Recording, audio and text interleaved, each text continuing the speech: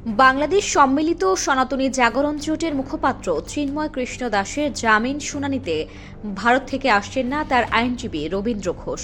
2 জানুয়ারি চট্টগ্রাম মহানগর দায়রা জজ আদালতে তার জামিন শুনানি হওয়ার কথা আছে।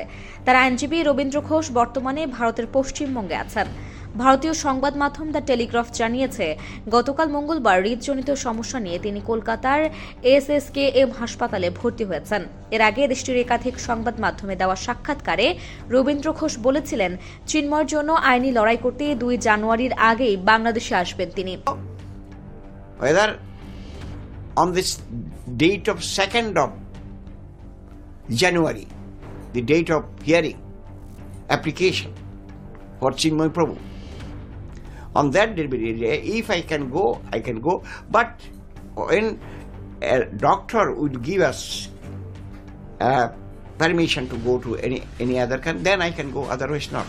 হাসপাতালে ভর্তি হওয়ার আগে গতকাল পশ্চিমবঙ্গের ক্ষমতাসীন তৃণমূল কংগ্রেসের কুণাল ঘোষের সঙ্গে বৈঠক করেন এই আইনজীবী। এরপর সাংবাদিকদের সঙ্গে আলাপকালে তিনি জানান, চিন্ময় দাসকে যখন রাষ্ট্রদ্রোহিতার মামলায় গ্রেপ্তার করা হয়, তখন এ ব্যাপারে হস্তক্ষেপ করার জন্য ভারতীয় প্রধানমন্ত্রী নরেন্দ্র মোদীকে তিনি চিঠি দিয়েছিলেন, কিন্তু মোদী সেই চিঠির উত্তর দেননি। গত 25 অক্টোবর চট্টগ্রামে বাংলাদেশের জাতীয় পতাকার উপর গেরুয়া পতাকা উত্তোলনের অভিযোগে চিন্ময় দাসের বিরুদ্ধে রাষ্ট্রদ্রোহের অভিযোগে মামলা হয়। এরপর গত 27 নভেম্বর ঢাকা থেকে চট্টগ্রামে যাওয়ার সময় শাহজালাল বিমানবন্দর থেকে ডিবি পুলিশ তাকে গ্রেপ্তার করে।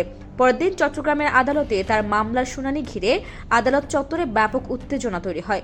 এ সময় চিন্ময় কৃষ্ণ দাসের অনুসারীদের হামলায় সাইফুল ইসলাম আলিফ নামে এক আইনজীবী নিহত হন। আফরোজা আদিবা, অনুসন্ধান নিউজ।